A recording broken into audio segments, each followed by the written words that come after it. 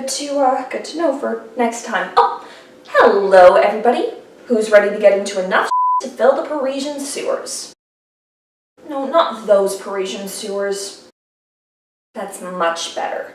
So, Christine Daaé, the dream role of basically any musical theater soprano with even a smidge of classical training, and the recipient of a lot more hate than she deserves. Christine is a fascinating character, but what makes her most interesting is often overlooked because adaptations tend to bend her to suit their visions which are usually more centered around the Phantom than her. So first let's talk about the original novel. Different translations. Anyway, for all intents and purposes of this retrospective, this is the plot of Le Fantôme de l'Opéra that you need to know. A young soprano named Christine Daaé is approached by a mysterious voice that offers to train her how to sing. Sometime later, she makes her debut as a leading lady and reconnects with an old childhood sweetheart, the Vicomte Raoul de Chagny. While Christine is kind of into him, her teacher, the titular Phantom, is so not down with it, so he whisks Christine down to his underground lair where she does a dumb and unmasks him, revealing a hideously deformed face, and he gets hella possessive after that. He does eventually let Christine go back, at which point she tells Raoul everything, and the two of them make plans to get out of France and elope. The Phantom gets wise to this and kidnaps Christine yet again, prompting Raoul to hurry down into the sewers of the opera to try and save her. Raoul gets himself caught pretty easily, and the Phantom uses this as leverage to get Christine to marry him. Being a good person, Christine accepts, and when she kisses the Phantom, the compassion of her actions overwhelms him, and he lets her go. The two lovebirds disappear off to parts unknown, and shortly thereafter the Phantom dies of a broken heart. That was the short version. Christine in the novel is a strange kind of contradiction, particularly in regards to her agency. She's not exactly your typical swooning gothic heroine who can't do anything, but she spends a good portion of the narrative with her actions being controlled by men in her life. But then again, this was written in the 1900s and set in the 1890s, so progress hadn't really progressed at that point. Christine in the novel is a recent graduate of the Conservatoire, making her in her late teens, early 20s, which explains why she still needs some training, and she's presented as both a dedicated young artist and a generally decent, kind-hearted person, owing in large part to her Catholic faith. To be clear, this is the nice kind of Catholicism. And it's this faith, both in her long-dead father and her religion, that is a central part of her character, used to bring her into the Phantom's influence as he poses as the angel of music. I feel strongly about LaRue Christine because she defies a lot of the criticisms that are lobbied at her later incarnations. I'm free to do as I please, Monsieur de Chagny. You have no right to keep watch over my behavior, and I ask you to stop doing it. As for what I've done these past 2 weeks, only one man in the world would have the right to demand that I tell him about it. My husband. But I have no husband, and I'll never marry. She has a lot more backbone than people give her credit for, openly defiant at times and taking control of her own life as much as she can. Now, I don't deny that it's important for characters to be proactive, but I'm also in favor of them knowing their limitations. And Christine walks this line well, seeking help from Raoul, but holding back because she's afraid that he'll get hurt. Because, well, the Phantom outranks both of them. He's kind of OP that way. But in the end, it's her compassion and her kindness that end up winning the day and making the Phantom realize he can't force her to stay with him. What can I say? You can't beat the original. But let's try it anyway, shall we? Karen, la liste, s'il vous plaît? Karen? Why the hell am I holding a list with some of the worst Phantom adaptations out there?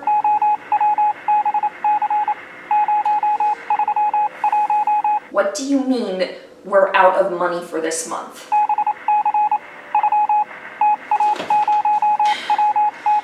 It makes me feel like a princess and it was cheaper than a Nazi commission and I'm not giving it back!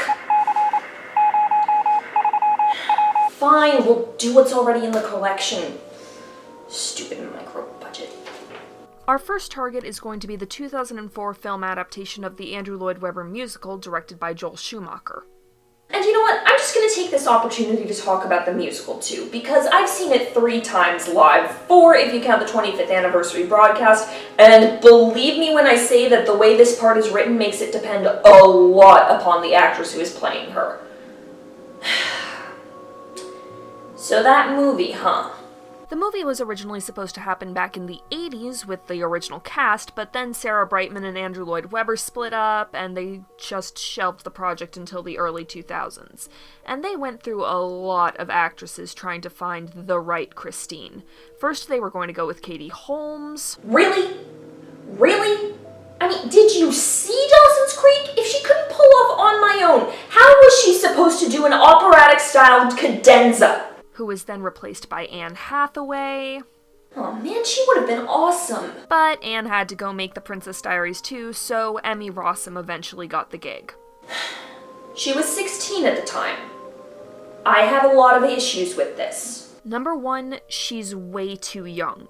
While she was in the Metropolitan Opera Children's Chorus, children's opera singing is way different from adults' opera singing, and it doesn't seem like anyone told her the difference. I don't care how much the critics praised her performance back in 2004. A doll with a slide whistle could have done the same job as her. And you know what? She's terrible at singing the score too. She's scooping and sliding willy-nilly, and she couldn't even do the end of the title song cadenza. They had to lower it for her. Number two, her acting isn't much better, as she seems to have been given the bare minimum of direction, which I suspect was mistaken for subdued and nuanced. It's not the worst performance I've ever seen in a musical adaptation, but it's just boring. Alright, Emmy, in the scene you're happy. Sad, scared, aroused. You see what I mean? And people make fun of Kristen Stewart for the Twilight movies. The blocking is making things even worse. I mean, the Phantom has Ral tied up, threatening to kill him. He was going to force her to marry him a few minutes before, and she's just standing there watching it happen. Are you afraid of getting your pretty dress wet, Rossum? Is that why you're just standing there and watching while your counterpart in the musical would have been throwing her veil and trying to get Ral out of the lasso and punching the Phantom's chest and participating? This is a common problem in many of the moments which, in the musical, are Christine's defining character beats. Joel Schumacher seems to have been content to let his leading lady wander vacantly around the sound stages and be posed accordingly to whichever of her male co-stars she was playing against. Co-stars who are in their 30s. If your casting would be statutory rape in real life, maybe you shouldn't do it. And I don't care if it's period accurate or not, you could have waited for a 20-year-old actress who looked like she was 16. That would have eliminated so much of the squick factor. The 2004 movie also seems to have been what reinvigorated Lloyd Webber's desire for the infamous sequel, Love Never Dies, and you can see the fingerprints of that all over this.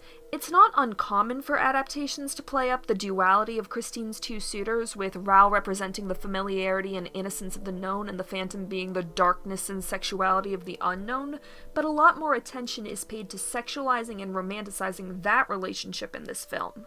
Besides what made it to the final cut, there was even a version of the ending to Music of the Night where the Phantom, got in the bed with her. Yeah, good call to cut that. Very good idea. The 2004 film is bad. It takes style over substance to the extreme in basically every fashion, and Christine is the part of the movie that suffers the most for it. Even more than the Phantom's face eczema. She has no discernible personality, and she's clearly just there as window dressing and a self-insert for all of those in the audience who are there to rip open their bodices for Gerard Butler. If we hadn't made this a dry production after the Rumbell incident, and Lindsay Ellis hadn't already done it 1,000 times better, I would have been drinking through this entire section. Moving on, this is a mediocre rip-off musical from 1991 that is difficult to get through, but it was filmed for TV and then released to DVD, so it did inevitably wind up in my Christmas stocking one year. Christine in this version is played by Elizabeth Walsh, and she has a pretty good voice, but is almost distractingly old for the part. A reminder, Christine is supposed to be in her early 20s, and Ms. Walsh looks like she's 30, maybe even pushing 40. I only accept that kind of casting in Power Rangers and High School Musical, thank you very much. She does well with the material that she's given, but that material isn't very good. Christine in this version is not the brightest bulb in the chandelier, made dumber than most by the fact that she questions the idea of a mysterious voice teaching her, and then immediately goes along with it anyway. Now, I don't like to be a Christine basher, but read the terms of service, woman. Honestly, the script is all just so blasé about everything that's happening to her. While the stage version of the Lloyd Webber musical runs on emotion, this one is a lot more philosophical.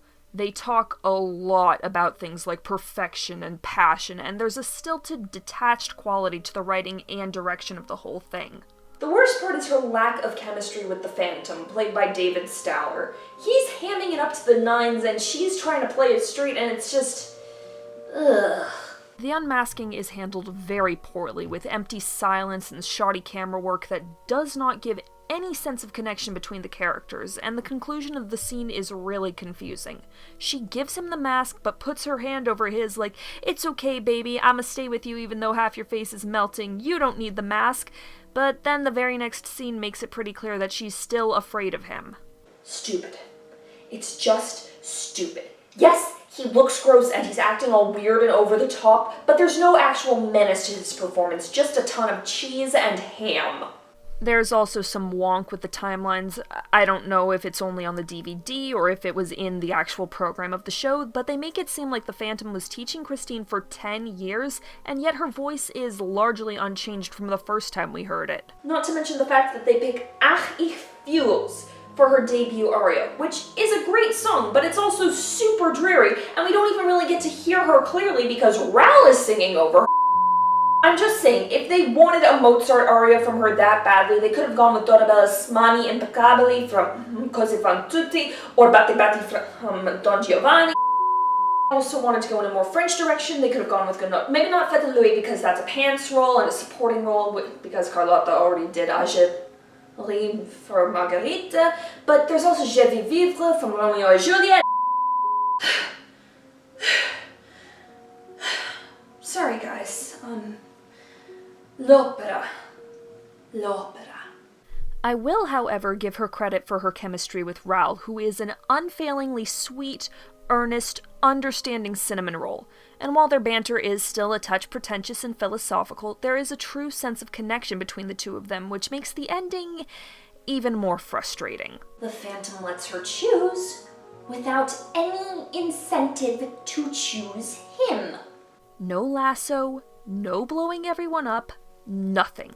He just lets her choose, and we're supposed to be sad or surprised that she goes for the stable, supportive option?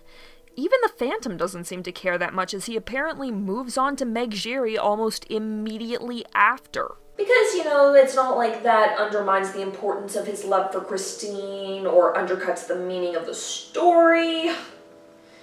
You know what, forget it. This thing is just hokey and corny enough to be at a county fair in Iowa. Let's move it along. Okay, so before we start this next one, a quick trigger warning. This film is R-rated, and it involves, among other things, blood, gore, murder, and rape. So if any of those are subjects that are going to trigger you in some way, I would suggest you enter this time code and just move on to our next topic, okay? Take care of yourself, guys. For those of you who stayed with us, yep, we're going to talk about the one where the Phantom does it with rats. Dario Argento's version of this story is infamous for that detail alone, but there's so much more dragging it down.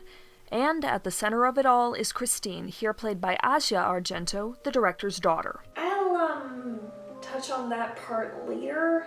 The Phantom is not disfigured in this version, instead possessing these vague, supernatural abilities that, among other things, seem to let him Jedi mind-trick Christine into being all hot and bothered whenever he's around.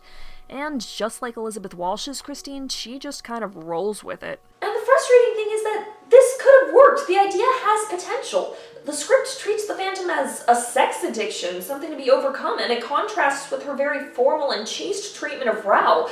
She even brother zones him at one point. Aye. The main story gets compromised for a lot of stupid horror tropes and side plots that have nothing to do with anything, but they did manage to sneak in a few tidbits of LaRue-based dialogue here and there.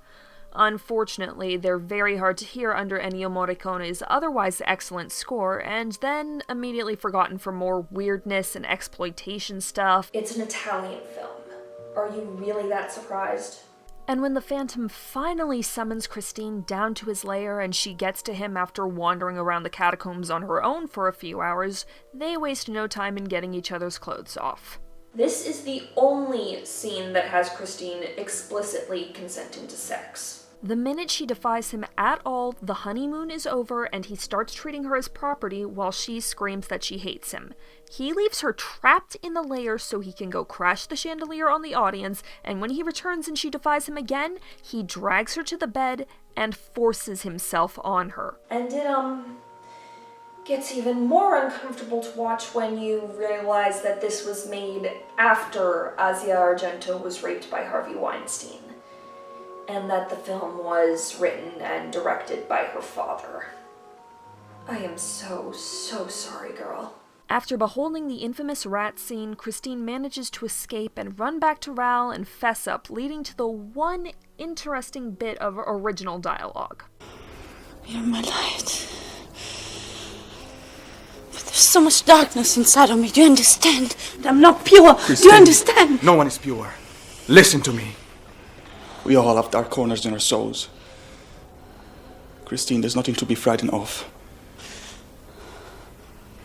It's just part of being human, believe me. Again, this idea has potential, but they never really follow up on it in any meaningful way. Rather than do the sensible thing and leave France altogether, Christine sticks around to badly lip-sync another aria, which quickly turns into another kidnapping, and then into a heel-face turn as she decides she's in love with the Phantom again, about 5 seconds after she beamed him with a rock to stop him from raping her again.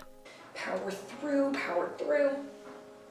Raoul actually manages to shoot him, and the two men decide that the best course of action is for Raoul to boat away with the still screaming Christine while the police finish off the Phantom. And yes, she is still screaming for him even as he dies. And why? Why? Wasted potential.